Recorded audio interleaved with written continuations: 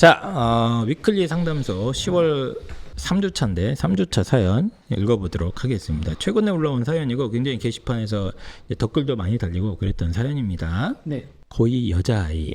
여기는 너무 등급 좋은 아이들만 고민 글이 올라와서 안 쓰려다가 너무 고민이 돼서요. 내신 4등급 중반이고 중2 때부터 수학 과외를 계속했어요. 그때도 90점은 못 받았어요. 그래도 과외 선생님과 수업을 계속하고 싶다고 해서 지금까지 수업을 하는데 주 3회에 1시간 30분씩 90만 원. 오, 비쌉니다. 고등학교 1학년 때는 수학 4등급, 고2 때는 수학 6등급, 국어는 2등급에서 4등급, 영어는 3, 4등급 정도 나와요. 아이가 문과 취직 안 된다고 안 간다고 하는 거 제가 성적이 너무 안 된다고 억지로 문과 가라고 해서 문과에 갔고요. 고3이 되면 수학 수업은 있지만 내신에는 안 들어가요. 덧글에는 이제 경제 수학이 있던 것 같습니다. 그런 상태입니다. 지방이라서 아이가 성적도 좀 안 되고 지방대 보내려고 하는데 최저를 맞추려면 수학을 포기하면 안 된다고 90만 원씩 매달 내는데 6등급인 수학을 수능 준비를 위해서 고3 때도 계속 하겠다고 하네요. 한숨이 나와요. 수학 과외비가 제일 비싼데 솔직히 4등급만 나와도 시키겠지만 수능 최저를 위해서 수학을 포기하고 싶지는 않다는 딸. 혹시나 제가 포기시키면 원망을 들을까봐 솔직히 중간에 과외 끊고 싶은데 계속 유지를 했어요. 학원도 알아봤지만 이 등급은 안 받아주려고 하고 과외쌤도 한번 바꿨다가 그 과외쌤이 문제 풀 때 핸드폰하고 막 아이한테 짜증을 엄청 내서 다시 원래 선생님한테 대기 걸고 하는 거라서 옮길 엄두도 안 나요. 어쩌면 좋을까요? 아이는 앉아있는데 공부 방법도 모르고 그냥 앉아만 있는 것 같아요. 잘하는 아이들처럼 매일 스카 가고 스터디 카페 가고 과목별로 학원 과외 다 하고 있는데 성적은 저 모양이네요. 너무 고민입니다. 어떠한 조언이라도 좋아요 부탁드려요 라는 사연입니다. 네, 그래서 지금 고등학교 2학년이고 문과 여학생인 것 같아요.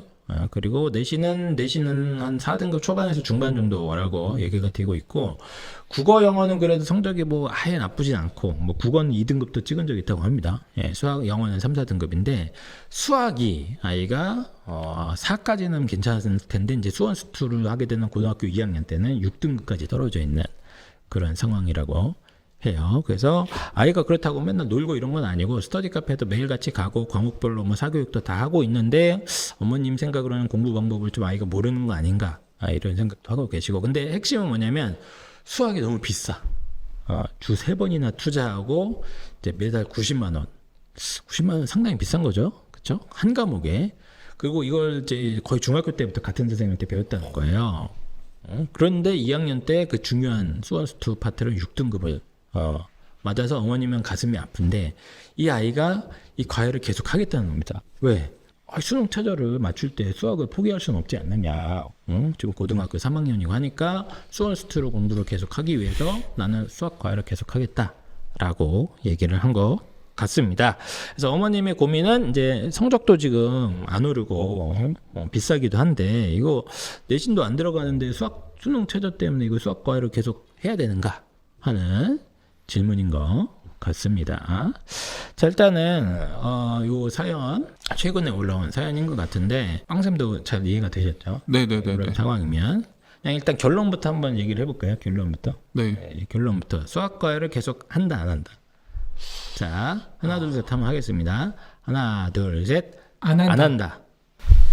너는 저도 안 한다로 예. 같아요. 네.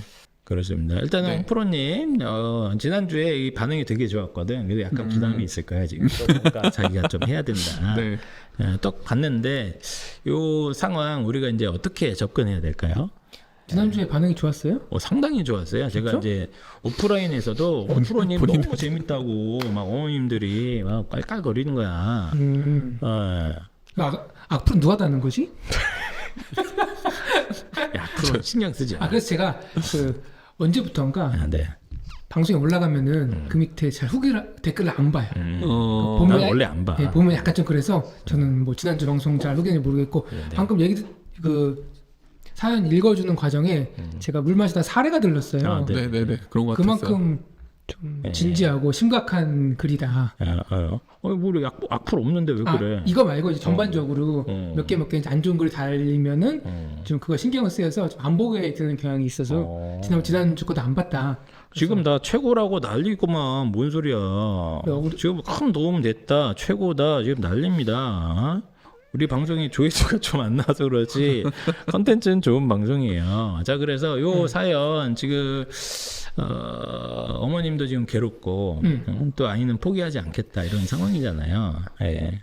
제가 지금은 영어를 가르치고 있지만 사실은 제가 이제 이과 베이스예요. 예, 원래는 컴퓨터 컴퓨터 주시잖아요. 전공자입니다. 이과 네. 베이스고 네. 대학생 때는 이제 수학 과외를 했고 네. 오. 처음 오픈했던 학원에서는 국영수를 다 가르쳤습니다. 동네 학원의 뭐 초중학생은 사실 원장이 국어 가르치고 원장이 수학 가르치고 이렇게 하거든요. 네네네. 만능이셨네요, 만능. 그때 되게 많이 봤던 유형이에요. 예. 많이 봤어요 이런 네. 아이들을. 가능성과 한계 이 둘 다 좀 명확하게 규정을 할 필요가 있다. 오. 전 일단은 가능성을 보면은 전 과목이 다 4, 5, 6등급인 친구들이 있거든요. 네네네. 그럼 그 친구들은 사실은 수학의 문제가 아니에요. 네. 학업 능력 자체에 조금 센스가 떨어지거나 아니면은 공부에 대한 동기부여가 너무 떨어져서 아까 그러잖아요. 어떤 선생님이 오셨는데 애한테 짜증내고 이렇게 했다. 그 선생님이 처음부터 짜증내지 않았을 거야.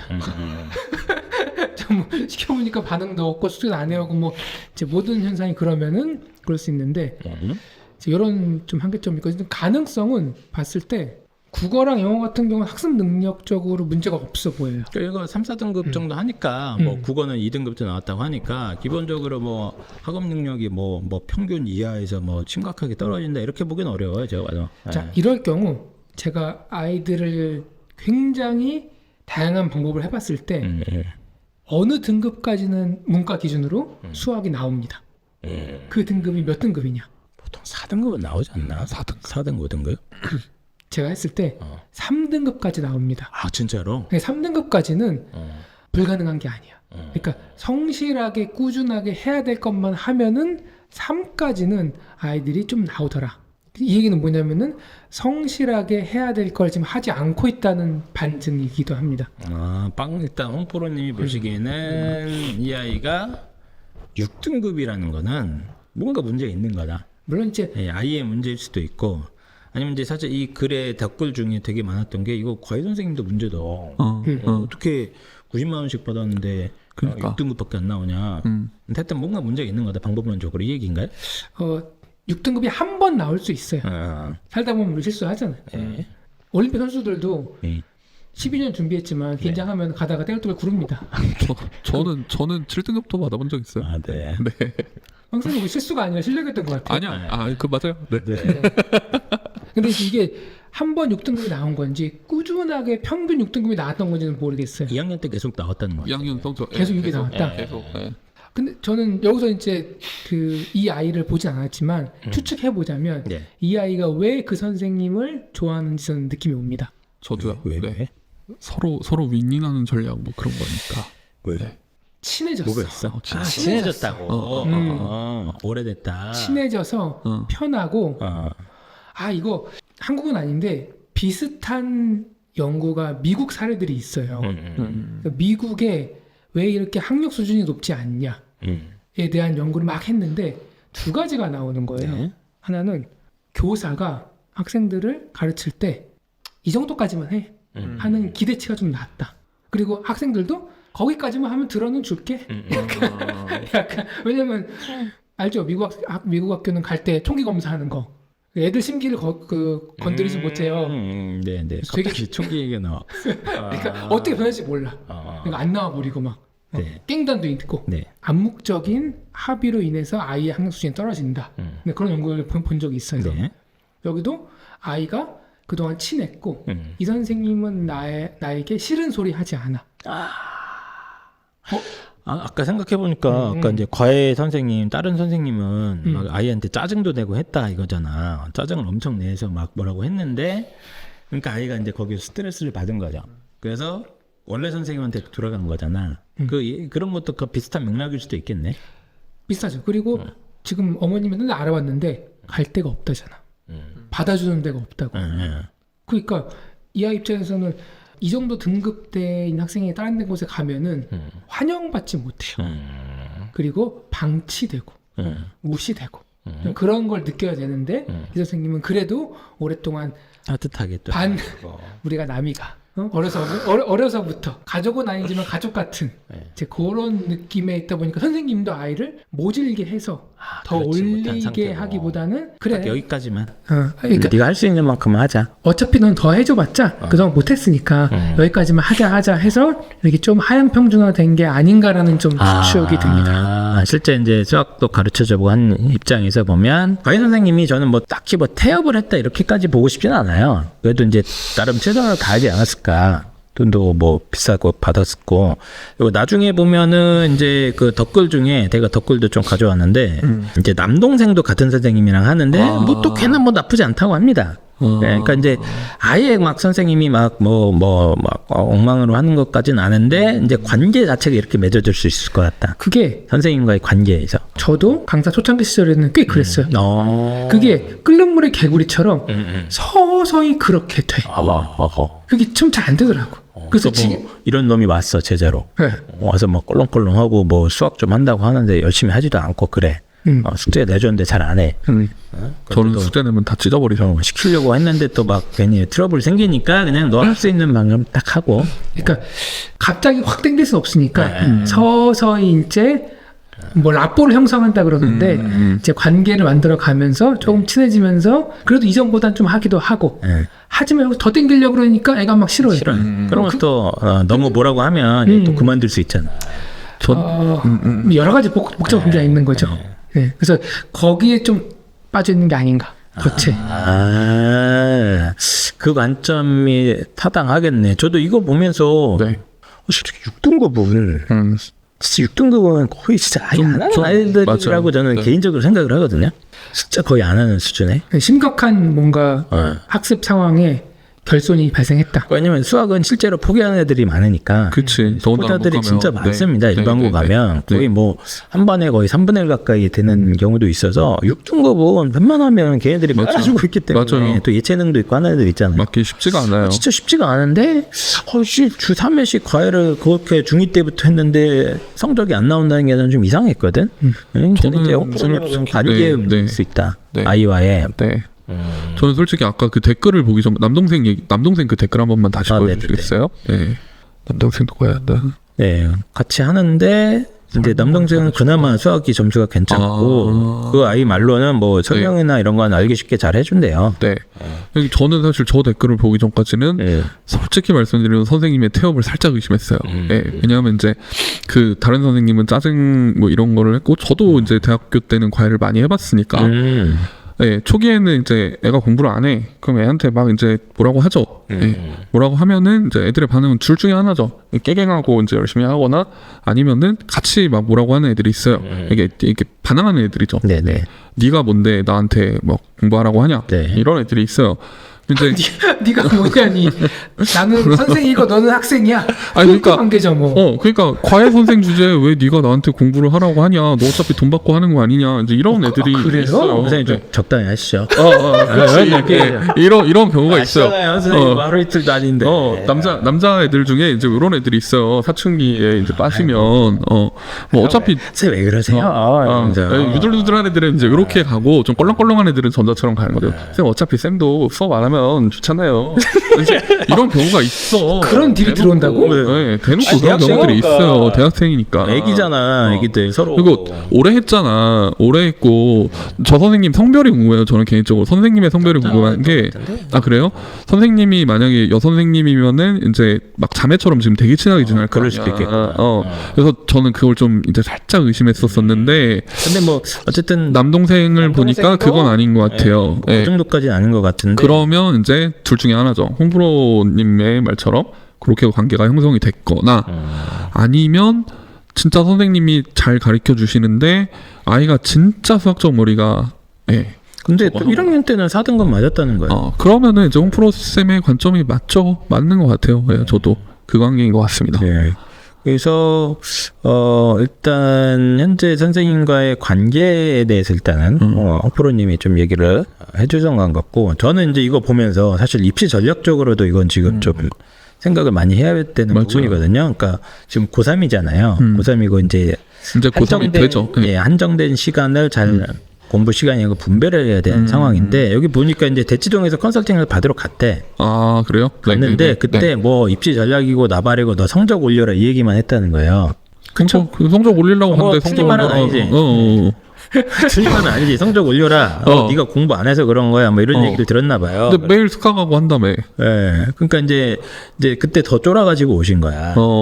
그래서 일단은 4등급 초반 구간이고, 뭐 이렇게 되면 이제 어느 정도 올라갈 수 있는 대학에 어느 정도 한계점이 있지 않습니까? 그렇죠. 뭐 맥시멈 구간이 이제 수도권에 있는 좀 외곽. 중하위권 부근 대학들, 혹은 이제 지방 거점 국립대, 이쪽 라인, 혹은 이제 지방에 있는 거점 국립대에서 바로 그 랭킹 한 2위, 3위 하는 대학들. 이제 이 어머님은 이제 부산 지역인 것 같아요. 경남 지역이라서 부경대, 이제 동아대, 이제 부산대 바로 그 대학까지도 지금 생각을 하고 계신 것 같더라고요. 아이가 스카에서 뭘 할지가 너무 궁금한데요. 그러니까 진짜로 공부를 하는지 앉아만 있는 건지. 입시 전략적으로만 보면은 저는 얘는 지금 수학 과외 할 이유가 하나도 없는 거예요. 맞아요. 네. 왜냐면 수능 최저 때문이라고 얘기를 하는데, 수능 최저를 보통 그 근처 대학에서 2과목밖에 안 봅니다. 3과목을 보는 대학이 거의 없어요. 아까 어머님께서 말씀하셨어요.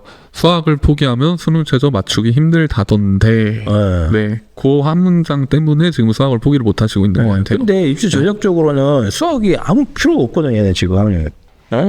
아니 수학을 얘가 지금 내신이 6등급 나오는 애가 그러면 수능이 몇 등급 나오겠어요? 뭐 잘 나와야 5등급 나올까 말까 것 같은데, 어차피 그건 있으나 안 합니다. 차라리 보통은 이제 영어가 보통은 요 2, 3, 4등급 나오면 영어에서 한 3 정도 확보를 하면 4가 하나 정도 있으면 요 정도 레벨 대학에서 거의 다 끝납니다.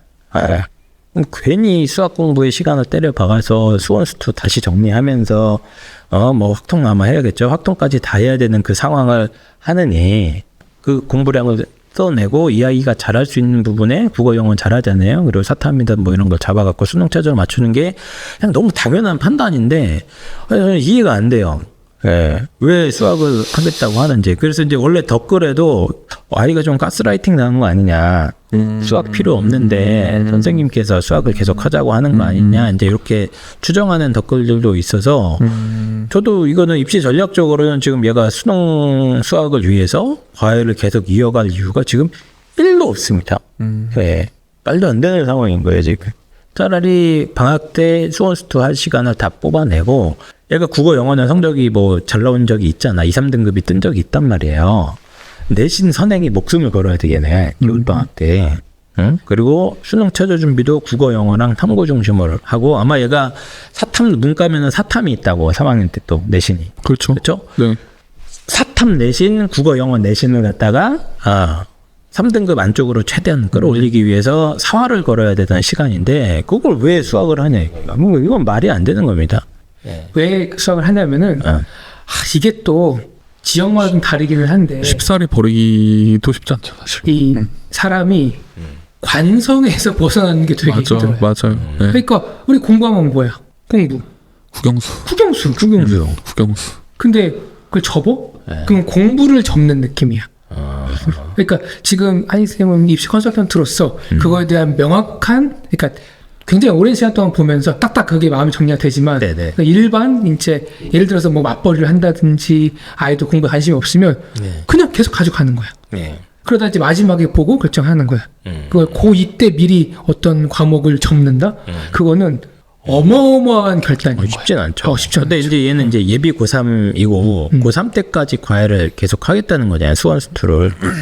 그러니까 이제 이건 말이 안 되는. 내신 위주로라도 할 수 있는데 내신이 없어요. 경제 수학밖에 없어요. 그쵸. 얘는 지금 확통도 한 것 같아. 2학년 때 확통까지 다 끝냈고 3학년 때는 경제 수학밖에 없는 그런 상황이니까 굳이 뭘 수학 사교육을 뭘 하더라도 뭐 주 1회 정도로 혹시 할까?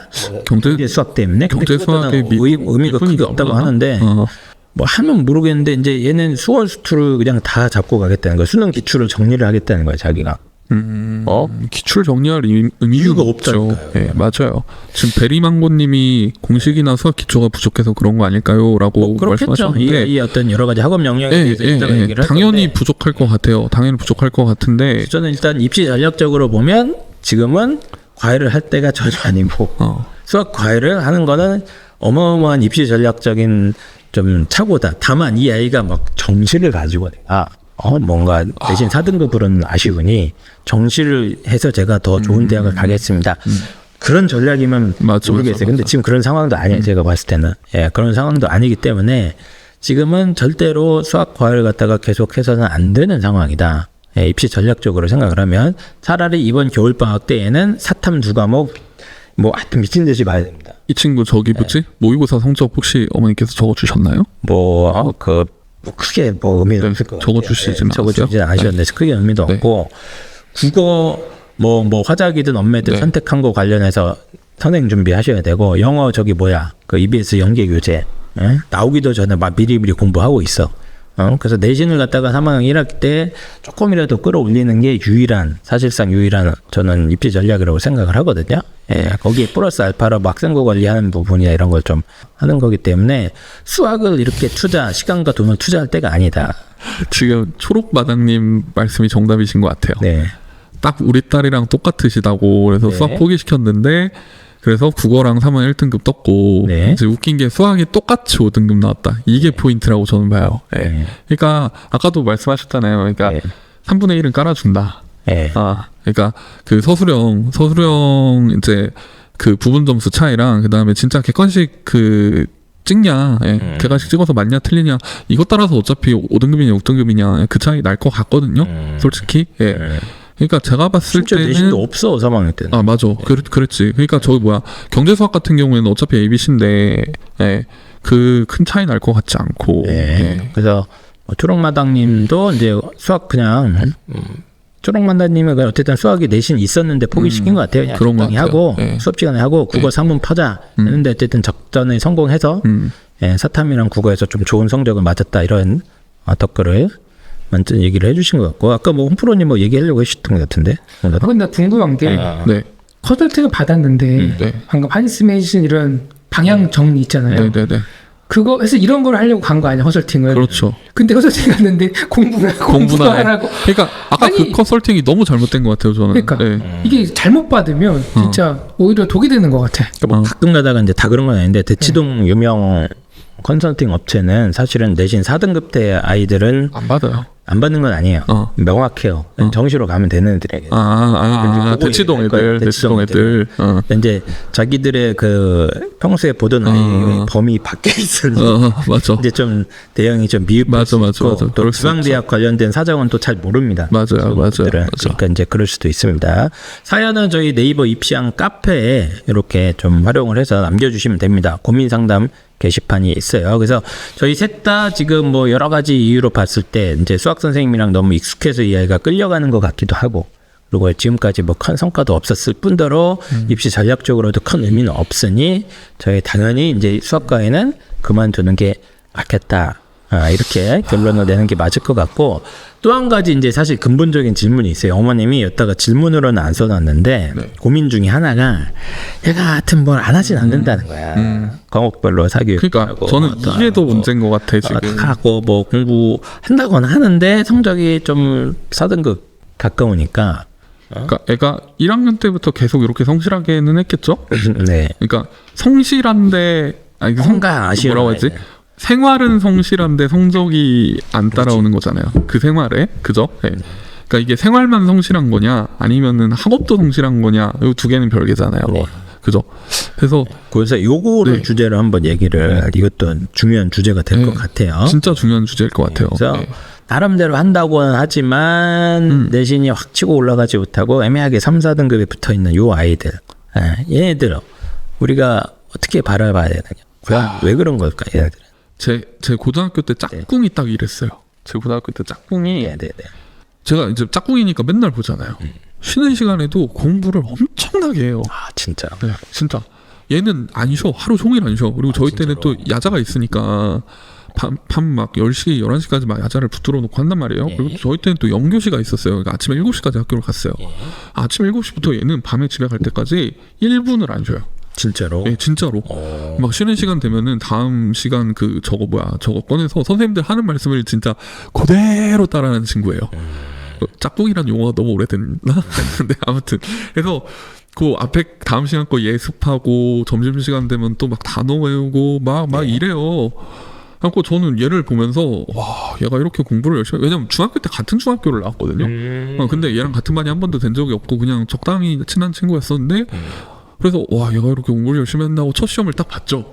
그래서 너무 궁금한 거야, 얘 성적이. 근데 진짜 반에서 한 30등 정도 했으니까 그 당시 거의 40명 후반대였으니까 굉장히 중하위권이었고. 예, 중하위권이 딱 찍힌 거예요. 그래갖고 물음표 너무 이게 매치가 안 되는 거예요. 얘 평소 그거랑 생각을 해보면 이상하다 이제 이러다가 혹시 이번에 실수였나?라고 해서 그 다음 시험도 지켜봤어요. 똑같아. 고3 내내 이러는 거예요. 고등학교 3년 내내.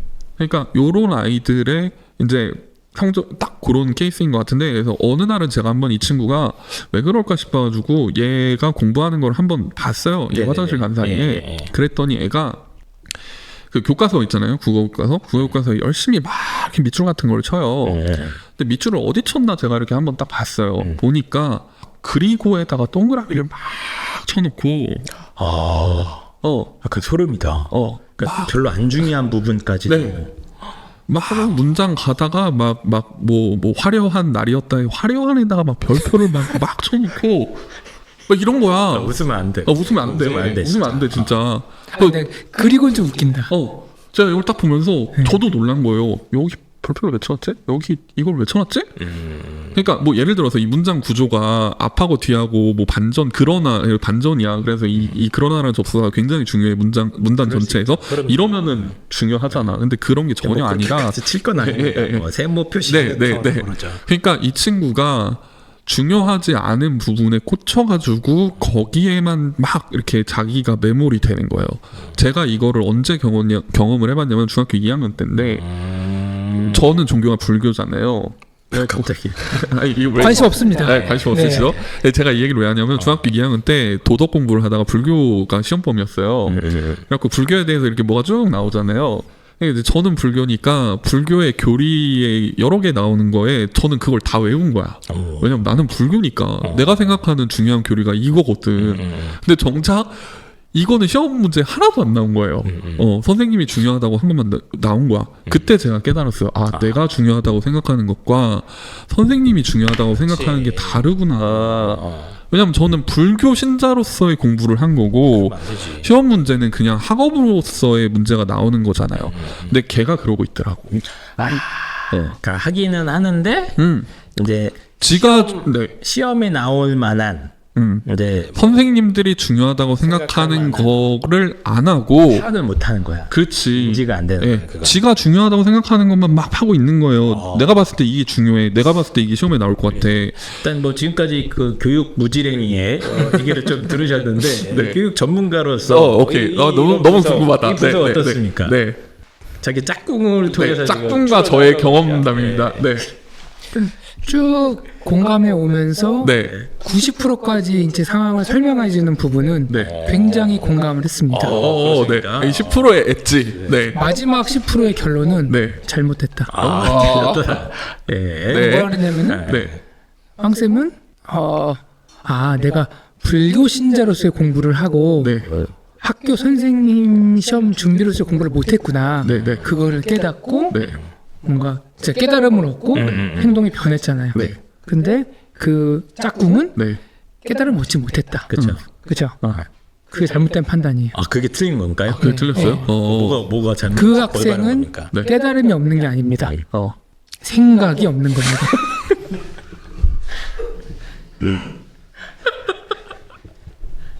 아니 열심히 공부하는 애한테 그러니까 생각이 없다고 하면 어떻게? 생각이 있으니까 공부를 하지. 그런 생각조차 없다고 생각을 합니다. 그런 생각이 있으면 그리고에 동그라미를 그렇게 칠 수는 없어. 그러니까 이제 이게 뭐 소위 얘기하면 메타인지랑 연결된 것 같아요. 이제 그러니까 이제 내가 지금 하는 공부 방식이 좋은지 나쁜지도 판단이 잘 안 되고 예. 아니 좋다고 믿는 거야. 철석같이 믿고 있어. 어떤 게 이 내용 중에 뭐가 중요하고 어디서 시험 나올지를 갖다가 귀신같이 눈치채는 애들이 있거든요. 맞아요. 네. 맞아요. 이 눈치빠 약간 좀- 어디가 대학 이 대학 어디가 쟤 대학 뭐야? 어디가? 얘 우리 홍보까지 하고 아주 그 가성비로 공부. 그러니까 제가 저랬어요. 제가 고등학교 때 저랬어요. 네. 그래서 황사 같은 경우는 네. 본인의 어떤 관점과 다른 교사의 관점? 결과에 화가 났잖아. 그래서 저렇게 실망하고 네. 그 짝꿍은 화내지 않습니다. 생각 자체가 없다. 실망하지 않습니다. 아. 그냥 그렇게 해왔고 네. 앞으로도 그렇게 할 거고. 그래서 지금 써니 최님께서 머리 좋고 똑똑한 아이들은 공부 못하는 애들이 이해가 안 가고 뭔가 잘못 공부할 거라고 생각하지만 진짜 과외쌤하고 뭐 공부 방법이랑 잘 알려주고 어떻게 해도 4등급인 애들이 저런 실제로 애들도 많다. 있어요. 있습니다. 제가 저런 보다. 애들도 있어요. 근데 그게 제 생각에는 이제 그 뭐 메타인지라고 하는 그 부분이 저는 되게 크다고 봐요. 그러니까 정확하게 얘가 하긴 하는데 쓸데없는 거를 자꾸 외우고 있는다거나 아니면 되게 비효율적인 방식인지 효율적인 방식인지 생각하지 않고 그냥 시키는 것만 이렇게 한다거나 이런 것들이 이게 반복되는 애들이 있더라고. 그냥 이제 요거는 이제 제 또 다른 친구 얘기예요. 제 또 다른 친구 얘기인데 친구가 많네요. 네. 네, 생각보다 제 친구가 좀 있어요. 또 다른 친구 얘기인데 똑같은 어떤 패턴을 가진 애예요. 얘는 방금 제 짝꿍보다 더 열심히 공부하던 애예요. 더 열심히 공부하던 애고 심지어 제가 이제 고등학교 때 월드컵을 했었는데 2002년 월드컵을 했었는데 월드컵도 안 보고 공부하던 애예요. 그 당시에. 이 정도면 어느 정도인지 이제 감이 오시죠? 근데 얘도 3년 내내 성적이 이래요. 모의고사 성적이. 그러니까 지금 저기 써니채님이 말씀하신 딱 그 스타일이에요. 얘도 성적이 4등급은 아니었어요. 걔는 2등급 정도였는데 요 한 끝을 뚫고 못 올라가는 거예요. 근데 얘가 지금은 그 CPA CPA 시험 봐가지고 회계사라고 하나요? 그 회계사로 되게 잘 나가고 있어요. 그러니까 얘가 대학교 가고 나서 머리가 트인 거예요. 그러니까 저는 저런 친구들이 좀 늦게 온다고 봐요. 그러니까 공부 머리가 늦게 트인 케이스라고 보는데, 그러니까 공부법을 알고, 제가 방금 첫 번째 말씀드린 친구 같은 경우 공부법을 몰라서 그런 아이인 것 같고, 공부법을 실제로 아는데도 불구하고 이게 이제 받아들이는 속도가 좀 느리다거나, 네. 혹은 뭐 시험이니까 출력 속도가 느리다거나 이제 이런 경우들이 좀 있어서 그런 게 좀 남들보다 느리게 오는 케이스들이 있는 것 같은데 나중 가면은 그런 아이들이 트이긴 하더라고요. 알겠습니다. 일단은 뭐 지금까지 빵쌤의 짝꿍 이론을 저희가 네. 한번 들어봤는데 뭐 영향가는 없는 것 네, 같고 네. 이렇게 나름대로 열심히 하는데 좀 생각보다 성과가 안 나오는 아이들을 또 교육학 쪽에서 많이 다루지 않습니까? 그런 아이들 대상으로 연구를 합니다. 네. 어떤 아이들의 어떤 좀 뭐 유형이라던가 뭐 원인이라든가 이런 게 또 이게 나올 수 있을 것 같은데 교육 심리학이나 이런 데서. 그래서 뭐 그거를 너무 자주 얘기하면은 네. 또 사짜 같잖아. 아니 사짜 맞잖아. 나보고 오면은 뭐 이론 없냐, 뭐 무슨 얘기해봐. 뭐 교수 앞에 가서 얘기하잖아. 네. 그럼 비웃는다. 아니 무슨 또 이상한 거 가져왔다고? 아니 그 전혀 아니고 지난주에는 네. 알렉산더 키블러 로스랑 알렉산더는 저기 아니야? 하여튼 뭐 나왔어. 그리스 알렉산더 대왕. 엘리자베스. 엘리자베스나 알렉산더나 뭐 위인 아닙니까? 아이씨 무슨 소리? 엘리자베스는 저 영국 여왕. 네, 키블러 로스랑 몇 명 나왔거든. 키블러 자, 로스 오늘은 또 누구 뭐야? 나옵니까? 피리보이? 예. 아니, 닥치세요. 시간이 없어. 빨리 얘기해. 아직도 가냐. 끝났어요. 방송이 좀 혼미하네. 네, 혼미합니다. 네. 요로는 노력하지만 내신이 조금 하여튼 성과가 안 나오는 아이들. 학문적으로 이렇게 접근할 수 없냐. 헬렌 킬러? 이거는 네. 제가 석사학위 논문으로 쓴 게 러닝 스타일이거든요. 그 번역하면 학습 양식인데 그 아이들마다 스타일이 있다는 거야. 그 스타일을 이렇게 좀 살려줬을 때 학습률이 좀 낮더라. 그래서 뭐 예를 들어서 어떤 아이는 이불을 중얼중얼 거리는 걸 좋아해. 네. 근데 한 구성 어떻게 해야 돼? 야, 너만 공부해? 속으로 해. 맞아. 이렇게 하잖아. 그리고 어떤 아이는 눈으로 보는 걸 좋아해. 그럼 우리 어머님들 뭐라 그래요? 손으로 써. 야, 그 공부하는 거야? 공부는 펜 딱 잡고 뭐 엄마 여기 구두 잘 보이지? 엄마 이거 옛날에요? 한 거야. 손가락을 휘어지도록 쓰면서 해야지.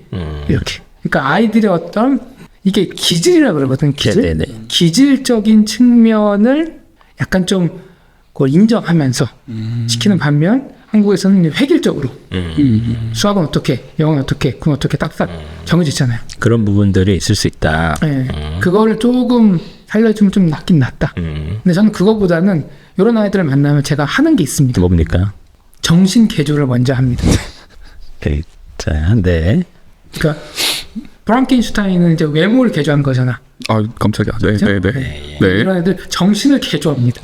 어떻게 개조할 수 있나요? 네, 그게 제일 핵심이잖아요. 소크라테스식 문답법으로 개조합니다. 너 자신을 알라? 아니, 그러니까 그런 식으로. 제 첫 질문이 뭐냐면 공부가 뭐냐? 하여튼 뭐 공부가 뭐냐? 넌 지금 뭘 하고 있냐?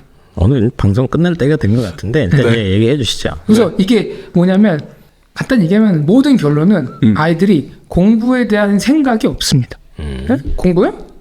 뭐 지금 뭐 시험 보고 왜 공부 안 해? 그러니까 약간 대부분 이런 걸로 끝나. 숙제하고 문제 풀고 뭐. 그렇죠.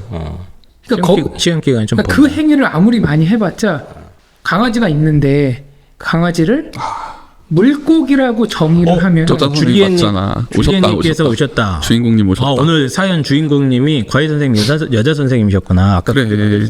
자매같이 됐다니까. 죄송합니다. 어쨌든 뭐 그 삼파술 고딩 상대로 삼파술을 하시는 거냐. 그러니까 아이가 공부에 대해서 아무 생각 없이 행위를 반복하는 경우가 많다. 그냥. 그렇죠. 그 얘기신 것 같아요. 네. 그러니까 이 원인이 여러 가지잖아요. 얘가 공부법을 모를 수도 있고 방금 말씀하신 것처럼 그럴 수도 있고 중둥이님 말씀도 저 되게 공감 가요. 그러니까 애가 아는 것만 하는 거야. 자기가 모르는 걸 극복하는 그 고통이 싫어서 어려운 거 안 하고 자기가 딱 풀 수 있는 것만 반복하고 이런 애들도 많다. 그런 애들도 있어. 그래서 이제 그럴 가능성도 있죠. 어떨 가능성인지는 저희가 지금 저 글만 봐서는 모르잖아요. 일단은 좀 닥치세요. 지금 우리 이분이 지금 이분 말씀을 들으려고 많은 분들이 모여 있습니다. 알았어요. 닥치세요. 알았어요. 네. 무슨 얘기했지? 정신 개조. 아이들이 공부에 대해서 생각을 안 한다. 그래서 결론만 얘기하면 결론이 뭐야? 야, 공부해, 열심히 해, 다시 봐, 반복해. 이거 하는 거보다 야, 읽었어. 그거를 네가 이해해. 그걸 요약 정리하고 그걸 외워. 그리고 잘 외웠나 확인을 해. 요 프로세스를 쭉 거치는 게 공부지. 그냥 책만 읽는 게 공부가 아니야. 저 하는데요? 그쵸? 일단 이런 아이들은 이제 저 하고 있는데요? 그 영화 밀정에 보면은 네. 그 슬리퍼로 네. 굉장히 저기 왜 나와 갑자기 또? 그러니까 지금 하고 있는 행위가 그게 공부의 일부다. 읽기만 하는 거, 문제만 푸는 거 이게 공부가 아니라 읽고 요약 정리해서 외워서 외운 내용을 머릿속에 집어넣고 문제를 풀고 다시 정리하고 요 과정이 공부라는 걸 아이들한테 주지를 시키고 그리고 그렇게 하라 그러잖아요. 그럼 나아집니다. 조금 나아진다. 좀 나아져요. 네. 그러니까 이전까지는 공부를 막 책을 읽고 했지만 왜냐면은 숙제할 게 급하게 있잖아요. 그러니까 빨리 처리하고 싶고 노는 거야. 그러다 보니까 내가 좀 뭐를 하고 있고 뭐 그런 거에 대한 생각 없이 그냥 막 그걸 빨리 쳐내기 바쁜데 그러니까 이 아이의 경우를 하면 매일 스카를 가서 하긴 하는데 이제 숙제를 처리하는 거죠 일단은. 그리고 이런 아이들이 조금 좀 느린 경우는 있어요. 뭘 하는데 좀 느리거나 빨리빨리 안 되니까 오래 걸리니까 오래는 앉아 있지. 숙제하려고 하면 오래는 앉아 있는데 이제 이 내용을 이 아이가 정확하게 이해하거나 정리하거나 그걸 암기하려고 반복해서 하거나 이런 노력의 과정이 사실은 안 일어나고 있을 수 있다. 이런 분석인 것 같아요. 그거에 대한 생각 자체가 없다. 그냥 숙제가 오늘 뭐 15번부터 40번까지 풀어야 돼. 그러면 풀어. 네. 풀고 이제 뭐 틀린 거 있으면 좀 체크해보고 선생님한테 검사 받고 선생님이 풀어주면 보고 있고 좀 필기하고 다시 이제 숙제 다 하고 잠자고 숙제하고 잠자고 요 행동적인 것만 외적인 거는 그러면 이제 공부를 하는 것처럼 보이는데 그 말씀이신 것 같아요 지금. 그 아이도 생각은 합니다. 무슨 생각을 무슨 생각을 합니까? 빨리 이걸 끝내고 놀고 싶다. 그러니까 40문제를 얼마나 제대로 풀고 얼마나 많이 맞추고 틀리고는 사실은 그 두 번째 문제야. 첫 번째 문제는 끝내야 내가 하고 싶은 걸 할 수 있는 거잖아. 빨리 끝내고 이거 유튜브를 보거나 인스타 적어나 하고 싶으니까 그래서 실제로 공부에서 일어나는 이제 인지적인 처리 과정이죠. 교육 심리학이나 이런 데 이렇게 보면 사람은 내가 이제 이 글을 읽으면서 이 머릿속에 일어나는 과정들이 있거든요. 그래서 그 내용을 이제 이해하려면 사실 좀 머릿속으로 생각을 많이 해야 되잖아. 이게 도대체 무슨 뜻일까? 맞아요. 왜 그런 걸까? 뭐 앞뒤 내용 간의 맥락도 이해하려고 하고 이 전체 내용 중에 중요한 게 뭔지 자꾸 생각을 해봐야 되거든. 근데 그 과정이 빠지고 공부를 하게 되면 아까 그리고에 자꾸 동그라미를 치는 거야. 걔는 그런 과정이 없는 거라고 좀 보이거든요. 그래서 이 내용을 이해하려고 노력하는 그 첫 번째 과정, 그리고 그걸 갖다가 적용해서 문제를 풀거나 하면서 부족한 거를 찾아서 메꾸는 과정, 그리고 이해했으면 그걸 갖다가 스스로 자꾸 반복해서 암기를 해야 되지 않습니까? 그 내용에 이제 구체적인 부분까지 정보들을 싹 다 외우고 이런 과정이 있어야 되는데 이런 거를 이제 해야겠다는 생각 자체가 없더라. 홍프로님의 분석은 95% 학생이 없습니다. 네. 저도 동감합니다. 그래서 겉보기로는 행동적인 부분은 되게 이제 뭐 이렇게 열심히 하는 것 같다고는 보이지만 그 아이의 실제 인지적인 처리 과정의 내부적인 부분을 보면 지금 얘기한 정보를 이해하고 저장하고 꺼내서 문제를 풀고 또 부족한 게 발견되면 또 앞으로 들어와서 피드백해서 또 정보를 또 업데이트하고 이 사이클이 돌아가고 있어야 되는데 이게 이상하게 안 돌아가는 애들이 있어. 이게 뭐 메타인지가 선천적으로 좀 낮은 경우도 있고 그 이제 트레이닝이 좀 잘못돼서 학원 뺑뺑이만 돌다가 이렇게 되는 경우도 좀 있고 뭐 여러 가지 이유가 있는 것 같습니다. 주로 학원 뺑뺑이가 문제라고 봐요. 저는 뭐 수업 듣고 과제하고 그 다음에 오답노트 이제 좀 그나마 좀 열심히 하는 애들은 오답노트까지 하면은 공부 끝 이렇게 생각을 하는 경우가 있는데 말씀하신 일련의 과정이 공부잖아요. 그 아까 이제 둥둥이님이었나가 하셨던 아는 것만 한다도 사실은 그거에 저는 연장이라고 보고요. 알겠습니다. 그래서 이 아이를 위해서 솔루션을 한 가지씩 좀 얘기를 해주셨으면 좋겠어요. 도대체 솔루션이 뭐가 있을까? 이 아이. 솔루션. 이런 상태의 아이. 이거 이제 방학 때 승부를 걸어야 돼. 승부를 걸어야 됩니다. 방학 때 일단은 저는 입시 전략적으로는 국어, 영어랑 사탐 두 과목에 목숨을 걸어야 됩니다. 그 과목들은 이제 선행을 해야겠죠. 학원이랑 이런 거 활용을 해서. 그런데 얘가 아무리 막 오래는 앉아 있는데 성과가 안 나오니까 그럼 성과를 내기 위한 솔루션. 일단 본인들의 짝꿍으로부터 교훈을 얻고 계신 평생 이런 스타일 아이가 오면 어떻게 조언을 해주십니까? 일단은 양을 줄이자. 양을 줄인다? 이건 뭐야? 그러니까 제일 문제가 본인이 하고 있는 루틴이 잘못됐다라는 거를 인지를 못하고 있잖아요. 그럼 그 루틴을 파괴할 필요가 있다고 봐요. 충격요법처럼. 그렇죠. 그래서 이제 이거는 한희쌤이 방금 말씀해주신 이제 그 입시 전략과도 연계가 되어 있는 건데 제가 봤을 때 이 아이의 루틴의 가장 큰 그 양적인 부분, 시간적인 부분을 차지하고 있을 걸 수학 같거든요. 그렇죠. 수학을 지금 막 너무 많이 한 거예요. 그러니까 그 수학을 끊으시고 입시 전략 차원에서도 지금 수학을 끊어내는 게 맞으시니까 그러면 이 아이의 루틴을 새롭게 짤 수가 있을 거예요. 그렇죠. 시간적인 양적인 확보가 날 테니까 그거를 다른 학원의 과제로 메꾸지 마시고 홍프로쌤께서 말씀해주신 그런 어떤 일련의 학습 과정으로 메꿔주셔라. 그러니까 소위 말하는 자기주도 학습 과정을 그러니까 본인이 스스로 공부할 시간을 채우는 거죠. 그러니까 내가 한 공부, 오늘 한 공부에 대해서 생각해보고 정리해보고 하는 시간으로 채워주라. 물론 초반에 그게 되게 힘들 거예요. 힘들죠. 그러니까 누군가의 도움이 좀 필요하다고 보여지고 그러면 결국 솔루션은 홍프로님을 한번 찾아와라. 이게 아닐까요? 개소리 하지 마시고요. 자, 어쨌든 간에 본인의 기존의 루틴이 너무 빡빡하게 짜여있고 뭐 그럴 수 있으니 소위 말하는 스스로 공부하는 시간도 너무 적을 수 있으니 스스로 공부하는 시간에 루틴을 새로 좀 개편을 해보자 이런 얘기신 것 같고요. 홍프로님. 또 많은 분들이 지금 이제 홍프로님의 입을 주목하고 있거든요. 부담 좀 가지셔야 됩니다. 무슨 뭐 말하기 전에 항상 어디 보내려고 코치탕탕 노리는 것 같아요. 오늘 정보 처리 이런 얘기가 나온 김에 그거로 좀 이론을 배서 설명을 드리면 이제 우리가 읽잖아요. 읽은 내용을 이제 외우는 과정에 꼭 필요한 게 있습니다. 그게 뭘까요? 읽은 다음에 이걸 외우려고 하면 그 사이에 뭐가 필요해. 뭐가 또 있어요? 뭐가 나 채팅에 있는 못 들었어요. 내가 예를 들어서 이 정보를 예를 단어를 외우려고 해. 여기 있는 단어를 외우려고 해? 이 단어 뜻을 이제 외워서 0단어를 이제 10개를 쭉 봤어. 이해를 한번 했어. 그다음에 다음 단계에서 암기로 넘어가기 위해서 이해를 하고 나서 암기 필요한 게 뭐냐? 이해를 하고 나서 암기하려고 할 때 내가 지금 보고 있고 뭐 읽고 있는 거를 네. 외우려고 할 때 중간에 촉매제가 필요합니다. 촉매제. 아, 촉매제가 필요합니까? 이게 없으면은 절대 못 외워. 이게 없으면은 귓방맹이 뭐 이런 겁니다. 동기부여? 이거 없으면 10시간 공부해도 네네.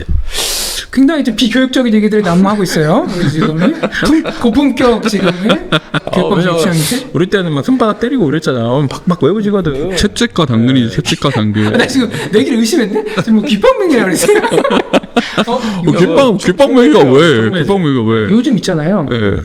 물리적인 것뿐만 아니라 네. 정서적인 것도 학대로 들어가더라고. 법적으로. 그래? 네, 그거 조심해야 된다. 어. 우리도 이제 선진 혹은 문명화. 죄송합니다. 예, 귓방맹이의 취소입니다. 네. 뺨싸대기. 그 읽고 있는 거를 외우기 위해서 그 필요한 게 뭐냐? 네. 주의력입니다. 주의력은 다원한 거 아니야? 어텐션? 그게 떨어지면은 주의력 결핍 장애가 아. 생기는 거고, 그래서 ADH는 공부가 안 되는 거예요. 근데 하고 싶어도 주의력 호르몬이 안 나오니까. 근데 공부가 안 다 되는 주의에 집중하고 있는 거 아니냐, 우리 애들이. 근데 그러면은 이 주의력을 결정짓는 또 요소가 있어요. 아, 어렵게 가네. 네, 그러니까 내 의지로 하지만 내 의지 외에 다른 요소가 좀 그걸 도와주기도 하고 떨어뜨리기도 해요. 귓방맹이 때리면 그래. 귓방맹이 때문에 어떤 주의력도 확 생기지. 올라가잖아. 아이씨, 한 대 맞아. 맞겠다. 효과가 있어. 어. 그래서 우리 옛날에 야구 방망이 그래요. 그리고 죽도. 그 뭐죠? 주임 선생님한테 예. 이제 막 회초리 그치. 우리 노래 그런 거 했잖아. 옛날 얘기. 대걸레 자루 막 이런 거. 저희는 체벌을 반대합니다. 그러니까 네. 그게 주의력 500 올렸어요? 맞기 싫으니까. 생존 본능, 생존 본능. 그치. 이걸 약간 다른 말로 얘기하면은 긴장감입니다. 긴장감. 긴장감. 근데 이 선생님하고 친하니까 긴장감이 안 생기는 거야. 과외 선생님이랑 관계에 있어서는 이게 제 분석입니다. 이 얘기를 아까는 네. 재밌게 한 거고 아, 예. 이렇게 얘기하면 사람들이 싫어할까봐. 안 싫어할 아니에요. 안 싫어해요. 네. 그래서 그러면은 이제 저는 또 그러거든요. 그럼 지휘 집중력을 이 아이가 이제 가질 수 있게 하는 방법이 뭡니까? 선생님이 빠따를 들어라. 그것도 안 보일 수 있는데 네. 그거는 이제 문명화된 사회에서는 좀 우리가 비추하잖아요. 네네네. 네. 네. 긴장감을 넣어줄 수 있는 선생님을 바꿔주면 그렇게. 그 월요일 올라갑니다. 예를 들어서 왔는데 마동석이야. 선생님이 저 선생님이 여기 딱 이렇게 착하게 살자. 그러면 그러니까. 진짜 거짓말 안 하고 애가 이러고 있다가 자세부터 달라지면 이렇게 아니 마동석이면 누구나 다 그렇지. 예를 들어서 예를 들면 근데 쪽 외모적인 것뿐만 아니라 이제 선생님의 어떤 포스나 뭐 이런 것들 맞아요. 기강을 잘 잡아주시는 선생님들이 있거든요. 그러니까 언니랑 공부할 때랑 오늘 처음 만난 선생님하고 공부할 때 제가 아이들 가르치면서 제일 느끼는 게 첫날이 수업 태도가 제일 좋아. 왜냐하면 그 아이들은 잘 모르잖아요. 어머님들만 알지. 그러니까 저를 처음 만나니까 낯서니까 그 낯선 사람으로부터 오는 긴장감이 긴장감이 있잖아. 그래서 이런 좀 긴장감을 만들어낼 수 있는 환경, 뭐 사교육 선생님을 좀 이제 그런 분으로 어떻게 좀 찾아보거나. 보통 학습 환경을 바꾸는 것도 같은 맥락인 거죠? 저도 그런 거 네. 같아요. 맞아요. 그러니까 좀 너무 편한 데 장소에서 공부하다가 뭐 예를 들면 뭐 스카를 바꿔본다거나. 관리형 독서실 이런 데 때려 박는 거죠. 그렇죠, 그렇죠. 네. 그럼 다 같이 공부하는 분위기가 있으니까 좀 더 긴장이 되고 뭐 이런 말씀인가요? 그쵸. 저기 어디냐 고소공포증이 있는 아이에게 한라산 동산에서 공부하는 겁니다. 제가 고소공포증이 있거든요. 네, 그러면은 안 됩니다. 네, 그거 확대입니다. 그래서 근데 실제로 어떤 효과가 있냐면은 교육학에서 연구를 하는데 네. 6개월마다 선생님을 바꿨을 때 한 선생님이 쭉 가는 것보다 평균적으로 성적이 올라갑니다. 아 진짜로 아이들이 있어. 물론 이제 그 쭉 가는 선생님이 엄청난 내공을 가지고 있는 선생님이야. 그러면 상관이 없는데 그거 외에 평범한 선생님이라 그러면 무조건 어느 정도 시기마다 바꿔주는 게 아이들의 긴장감이 생기니까. 그럼 이제 홍포로 선생님 제자들 중에 뭐 불만이 있으신 분은 빨리빨리 바꾸시기 바랍니다. 실제로 저는 애들 보고 막 나가라 그래요. 한 1년 하면 이제 하산하라 그럽니다. 네. 농담입니다. 알겠습니다. 어떤 주의력을 유지할 수 있는 여러 가지 환경적인 요인에 대해서 얘기를 조금 해주신 것 같고, 저는 이제 이런 아이들은 저 개인적으로는 이제 혼자서 공부하는 방법을 깨닫기에는 좀 시기상은 좀 쉽지 않다. 네. 이런 생각을 하기 때문에 이런 아이들은 이제 사교육을 더 활용하는 게 저는 좋다고 봅니다. 그래서 지금 어머님이 이제 90만 원을 좀 세이브할 수 있지 않습니까? 네. 네, 90만 원을 이제 쪼갭니다. 쪽에서 네, 구글 주식을 사나요? 아니요, 쪼개서 네. 이제 국어, 네. 영어, 사탐 이 세 개를 나눕니다. 333. 333을 한 다음에 네. 만약에 내가 이 아이의 부모라면 이 아이가 지금 학원을 다니고 있잖아요. 그 학원 다니고 있는 내용을 다시 점검할 수 있는 과외 선생님을 다시 구합니다. 근데 이 과외 선생님은 비쌀 필요까지는 없어요. 비쌀 과외 돌려막기?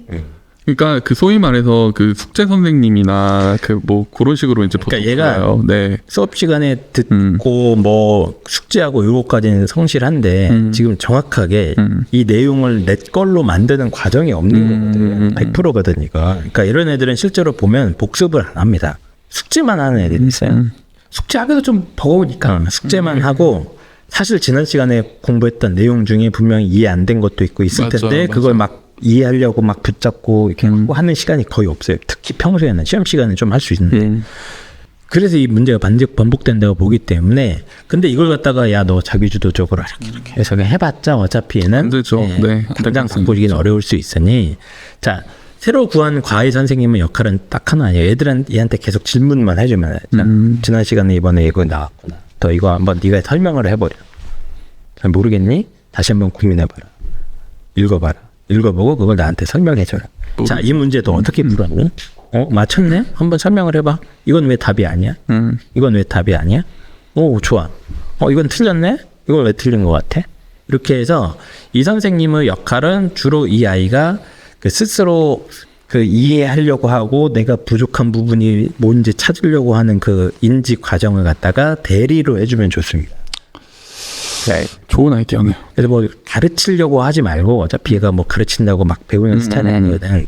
그냥 스스로 자꾸 질문을 던져주면서 사실 제가 봤을 때는 이제 전형적으로 메타인지가 좀 낮은 아이의 특징들이 보여요. 이 아이는. 예, 본인이 어디가 약한지도 잘 모르고 어디가 중요한지도 모르고 이런 아이들이 좀 있거든요. 이런 케이스 같은 경우는 제가 90만 원이 만약에 있다면 어차피 방학 때만 쓰면 되거든요, 어머니. 얘 방학 때 이런 거 안 하고 학원만 보내잖아요. 복습 하나도 안 하고 그냥 학원 뺑뺑이만 돌고 숙제만 한 다음에 하나도 남는 거 없습니다. 저라면 333을 테슬라와 구글과 아마 그것도 좋은 방법이에요. 이렇게 매입하겠습니다. 엔비디아, 뭐 테슬라 이런 거 주식을 사는 방법도 있습니다. 어머님께서. 네. 근데 이제 어쨌든 한 2달 정도는 투자를 이왕 할 거면 나 같으면 수학 과외비 90만 원 아낀 거를 쪼개 갖고 사탐도 얘는 붙여버려 그냥. 사탐은 인강 보면 되거든요. 근데 그냥 인강 보면서 그 진도 나간 내용을 점검을 하는 거예요. 일주일에 한 번씩 날 잡아서 사실 난 같은 선생님한테 맡겨도 된다고 봐. 한 사람한테 맡겨. 한 사람한테. 나 수학 선생님한테 맡긴 줄 깜짝 놀랐네. 그냥 국어, 영어, 사탐을 한 사람한테 맡겨서 그 사람이 그냥 질문만 해달라고. 점검만 해주고 꼼꼼하게. 그 역할을 계속 돌려주다가 보면 이 아이가 하면서 이게 좀 깨달음을 얻는 순간이 언젠간 올 수 있지 않을까. 내가 그동안 이게 부족했던 거구나. 이 내용을 내 스스로 고민하고 질문 던지고 부족한 걸 찾아서 메꾸고 이 과정이 없었던 거구라는 걸 갖다가 맛을 좀 볼 수 있는 그런 선생님을 찾으면 참 좋을 것 같다. 그래서 사교육을 그런 전문가를 한번 모시던가 그랬으면 좋겠다는 생각이 좀 들거든요. 여기 지금 답변이 있습니다. 네. 그렇게 했는데 시험 기간 안에 다 조금 안 되지. 아이 역량이 좀 못 따라왔다. 그렇게. 그래서 제가 방학 동안에 하라는 거예요. 지금이 마지막 기회야. 방학 동안에 3학년 1학기 과정을 선행을 무조건 하는데 그때 그냥 기존에 했던 방식으로 반복하면 또 똑같은 성적에서 멈출 테니 여기에 조금 더 알리원을 투자해서 사실 이 아이의 최대 문제점이 뭔지 저는 한 문장으로 요약할 수 있습니다. 얘는 복습을 안 하는 애 거예요. 100%예요. 숙제만 합니다. 지난 시간 지나간 거 절대 다시 보지 않습니다. 다시 읽어보거나 고민하지 않아요. 평소에 특히. 그래서 그거를 역할을 해줄 수 있는 관리자를 90만 원을 쪼개서 다시 투자를 하는 방법은 제가 조심스럽게 한번 권해드리고 싶고 이런 아이들은 제가 요즘은 상담할 때 아예 일주일에 한 번은 복습하는 날을 만들려고 그래요. 그러니까요. 네, 자기가 한 걸 되돌아보는 그거예요. 과정. 네. 문제만 풀지 말고 제발 좀 지난 시간에 본 거 다시 읽어보고 그때 생각 좀 하라고. 무슨 뜻인가 이게 왜 그런 건지 생각하고 해가지고 생각을. 그거 일주일에 2시간은 강제 배정을 해버려. 그거 안 되면 관리하는 선생님 따로 붙이거나 뭐 이런 얘기들을 한번 해봤습니다. 그래서 일단 거의 뭐 입시왕 라이브 역사상 최장 시간 진행을 하고 있고요. 뭐 사연을 올려주시면 저희가 이런 식으로 좀 심층적으로 백지복습 저거 좋아요. 설명합니다. 백지약습법 이런 것도 의미가 있죠. 저 고등학교 때 저거 진짜 많이 했어요. 예. 네. 근데 이제 이런 아이들은 백지약습법도 약간은 아니 저는 하여튼 의미 있습니다. 저는 추천을 해요. 일주일에 한 번 왜냐면, 정도 해본 거나 해보면 괜찮아요. 저는 애들한테 추천을 하는 게 저거를 하면서 자기가 백지로 써보고 그거를 교과서나 자습서랑 비교하라고 그렇죠. 되게 많이 시켜요. 네. 좋은 그러면은 뭐가 틀렸는지를 알거든요. 네. 계속 꺼내서 자기 확인해보는 연습이기 때문에 백지학습법이라고 있으니까 이런 좀 방법론적인 것도 생각을 해주시면 좋을 것 같습니다. 일단 긴 시간 동안 신청을 해주셔서 여러분 진심으로 감사드리고 오늘은 이제 학생부 관리 방법에서부터 열심히 공부해도 성적이 좀 안 나오는 아이의 안타까운 사연을 다뤄봤습니다. 부모님의 이제 역할 항상 힘드시지만 우리 아이들 또 우리 부모님 아니면 또 누가 이렇게 챙겨주겠습니까? 우리 못난 아이들 하지만 또 사랑스러우니까 끝까지 사랑과 애정으로 보살펴 주시면 좋을 것 같습니다. 자, 그러면 저희 이만 방송 마무리하고 다음 주에 또 좋은 방송으로 돌아오도록 하겠습니다. 안녕. 감사합니다.